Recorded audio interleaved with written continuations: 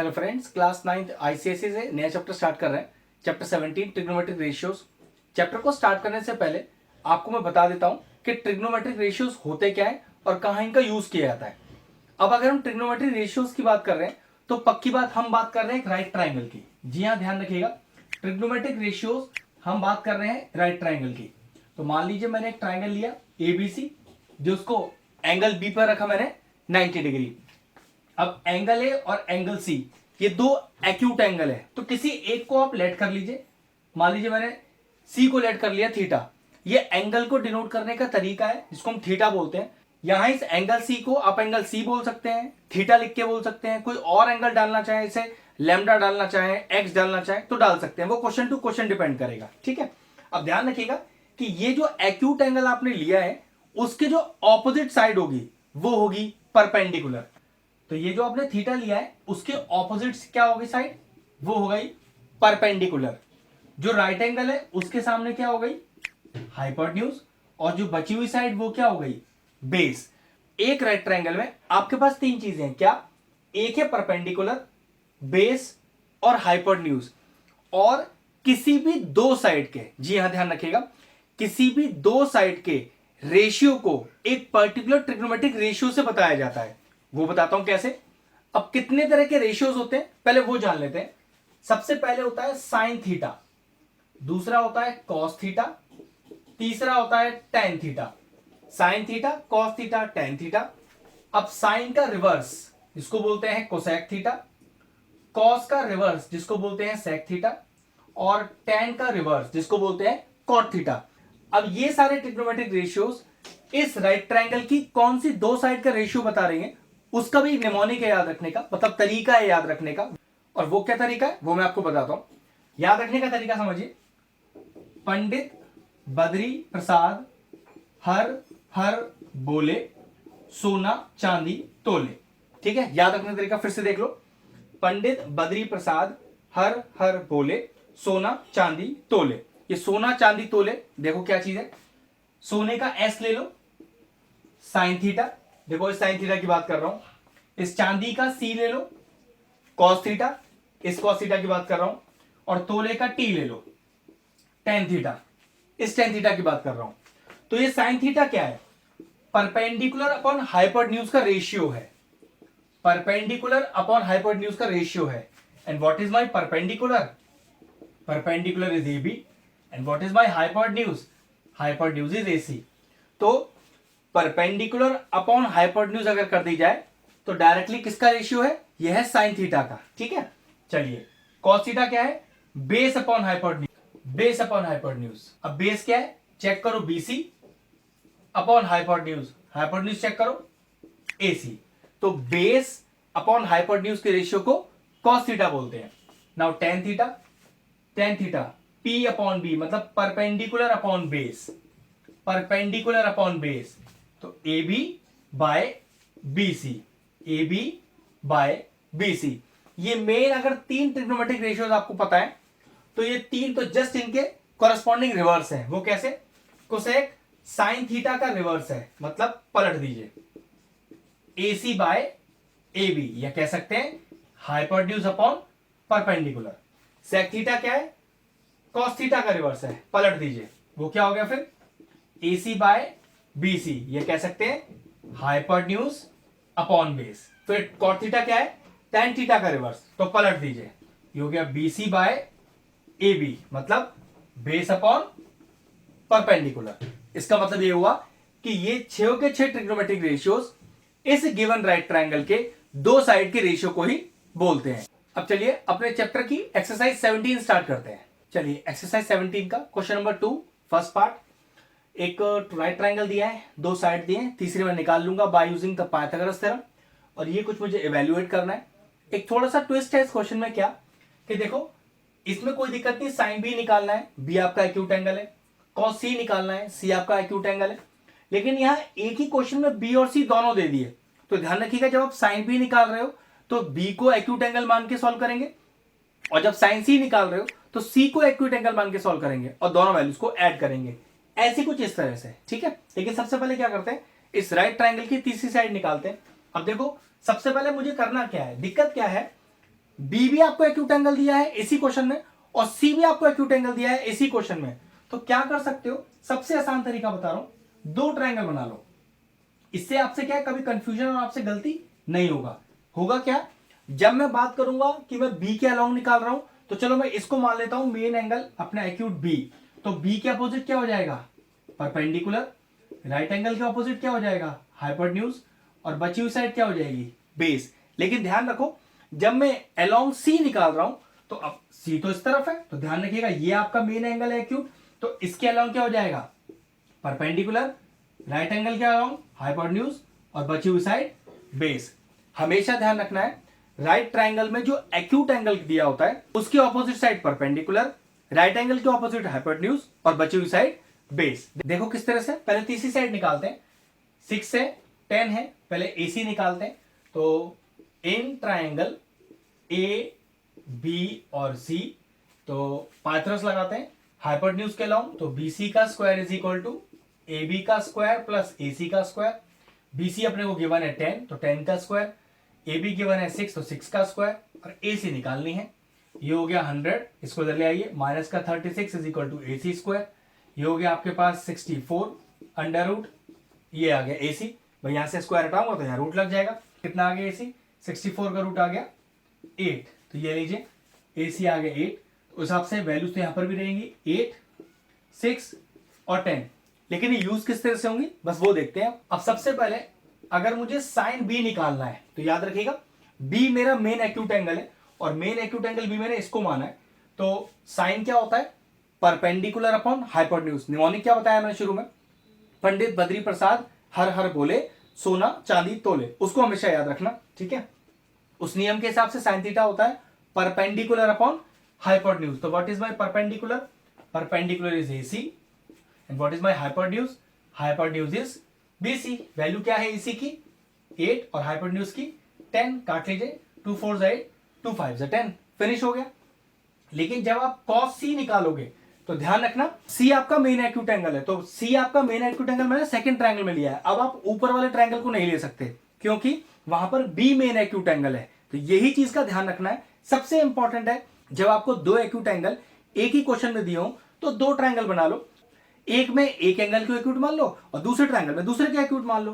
तो अब मैं C के अलोंग निकाल रहा हूं ना, तो मेरा एक्यूट एंगल C यहां पर मेन एंगल है, तो उसके opposite side perpendicular, right angle के अपोजिट हाइपोटेन्यूज, बची हुई साइड बेस। और कॉस क्या होता है निमोनिक के हिसाब से, बेस अपॉन हाइपोटेन्यूज। तो what is my base, second triangle में देखो base is AC and hypotenuse is BC। और ये हो गया मेरे पास 8 और BC हो गया मेरे पास 10, तो 2 4 8 और 2 5 10। ये लीजिए इसका आंसर भी आ गया। Now sine B plus sign C, तो ध्यान रखिएगा जब साइन B निकाल रहे हो तो इस ट्रायंगल को देखेंगे और जब सेकंड साइन C निकाल रहे हो तो फिर इस ट्रायंगल को देखेंगे, और दोनों को आपस में मैच नहीं करना, ये बिल्कुल अलग है, ये बिल्कुल अलग है। एक में साइन ऑफ एंगल B और एक में साइन ऑफ एंगल C, मतलब B आपका मेन एक्यूट एंगल और दूसरे में C आपका मेन एक्यूट एंगल। तो पहले B की बात करें, साइन B, वैसे साइन B हम डायरेक्टली निकाल चुके हैं, डायरेक्ट वैल्यू रख देते हैं 4/5। साइन C नहीं निकाला तो ठीक है।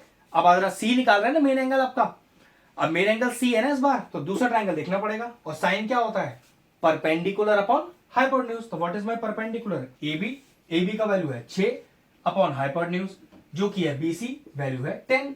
चलिए एलसीएम ले लेते हैं, 10 एलसीएम आ गया, तो 5 2 10 इंटू ऊपर वाला नंबर, दूसरा 10 1 10 और इंटू ऊपर वाला नंबर कितना आ गया, 4 2 8 plus 6/10 that is equal to 14/10। Cancel out कर लीजिए, 2 7 14, 2 5 10। आंसर कितना आया, आंसर आ गया 7/5। अब चलिए फोर्थ पार्ट करते हैं, साइन B cos C और साइन C cos B। तो जब B बोलेंगे तो ऊपर वाला ट्रायंगल लेंगे और जब C बोलेंगे तो नीचे वाला ट्रायंगल लेंगे। तो चलो साइन B, चलिए ऊपर वाला ट्रायंगल लेते हैं।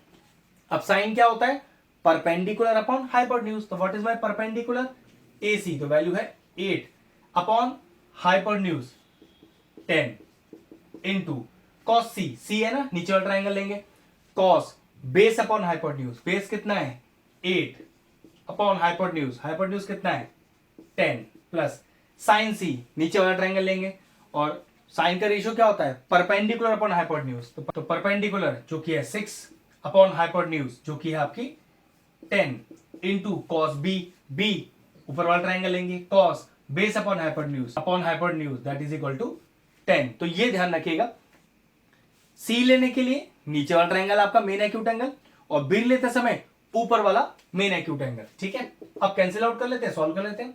तो 64 upon 100 plus 36 upon 100, base same है, एक बार लिख दिया जाएगा, और ऊपर का term as it is same sine के साथ यहां पर आ जाएगा। ये हो गया 100 upon 100 that is equal to 1। ये लीजिए फर्स्ट पार्ट क्लियर हो गया इसका। चलिए क्वेश्चन नंबर 2 का बी पार्ट भी है, एक शानदार क्वेश्चन है, टफ लेवल का। अगर इस तरह का क्वेश्चन आपको समझ में आता है तो मुझे फिर लगता नहीं कि आपको कोई क्वेश्चन फिर फंसेगा। अगर ये क्वेश्चन समझ में नहीं आया तो हाँ, आपको भी और प्रैक्टिस की जरूरत है अभी। अब ट्राइंगल किस तरह से है देखो, दो राइट ट्राइंगल ढूंढते हैं। एक तो दिया है मुझे देखो ए डी बी और ए डी सी, ट्रिग्नोमेट्री कर रहे हैं ना, तो सिर्फ राइट ट्राइंगल से जुड़ी ही बात कर सकते हैं। अगर आपको ऐसा लगे क्वेश्चन में राइट ट्राइंगल ही नहीं है तो पक्की बात कोई मिस्टेक हो गई है, क्योंकि हम सिर्फ ट्रिग्नोमेट्री में राइट ट्राइंगल के रेशियोज को ही यूज करना जानते हैं। अगर राइट ट्राइंगल नहीं है तो फिर ट्रिग्नोमेट्री नहीं लगाई जा सकती। ठीक है, चलिए अब आते हैं एंगल एक्स और एंगल वाई। मतलब आपका इस बार एक्स एक बार एक्यूट एंगल है और एक बार वाई आपका एक्यूट एंगल है। ठीक है, तो चलो देखते हैं, दोनों ट्राइंगलों को अलग करना चाहे तो अलग भी कर सकते हैं। देखिए किस तरह से, ए डी बी जिसमें आपका मेन एक्यूट एंगल वाई है, दूसरा ट्राइंगल वो इस तरह से है जिसमें जो आपका मेन एक्यूट एंगल है वो एक्स यहां पर है। ठीक है, अब हमारे लिए नियम क्या रह गया कि ये जो राइट ट्राइंगल है इसकी तीनों साइड मुझे जरूर पता होनी चाहिए। तो देख लेते हैं क्या क्या पता है अपने को। अपने को एसी पता है, अपने को एसी पता है, अपने को पूरा बीसी पता है, लेकिन इस बीसी की जरूरत नहीं है क्योंकि बीसी हमारे पूरे राइट ट्राइंगल की साइड है ही नहीं, तो कोई दिक्कत नहीं है। देखो एक बात, सीडी अपने पास 5 है ना, तो इस पूरे बीसी में से सीडी माइनस कर देता हूं, तो 21 में से अगर 5 माइनस करूंगा तो कितना रह जाएगा, 16 रह जाएगा, जो कि बीडी का वैल्यू है। ये लीजिए 16 यहां आ गया। और कौन सा साइड गिवन है, नहीं मुझे और कोई साइड गिवन नहीं है। तो देखो एक काम करते हैं, एडी एडी दोनों में कॉमन है ना, तो एडी से पहले एडी निकाल लेते हैं जो दोनों ट्राइंगल की साइड हो जाएगी। तो चलो ट्राइंगल लेते हैं ए डी सी, या यहां देख लो ए डी सी, और ये आपको राइट ट्राइंगल दिया है ना, तो पाइथागोरस थ्योरम लगा के पहले एडी निकालते हैं। चलिए देखिए, इन ट्राइंगल ए डी सी, तो राइट एंगल के ऑपोजिट हाइपोटेन्यूज, तो AC का square is equal to AD का स्क्वायर प्लस CD का स्क्वायर, ये हो गया 13 का square is equal to AD का स्क्वायर प्लस CD जो कि है 5, तो 5 का स्क्वायर, ये हो गया 169 माइनस का 25 इज इक्वल टू AD का स्क्वायर, ये हो गया 144, स्क्वायर हटाइए रूट लग गया AD, और AD का वैल्यू कितना आ गया, 12 आ गया अपने पास। ठीक है, AD यहां पर भी है तो ये भी 12, और AD यहां पर भी है तो ये भी 12। तो देखो नीचे वाले ट्राइंगल में तो तीनों साइड मौजूद है, लेकिन इस ट्राइंगल में अभी ए बी साइड नहीं है मेरे पास, तो ये भी तो एक राइट ट्राइंगल ही है, ये देखो। तो ठीक है, पहले यहां पर पाइथागोरस लगाते हैं और ए बी साइड निकालते हैं।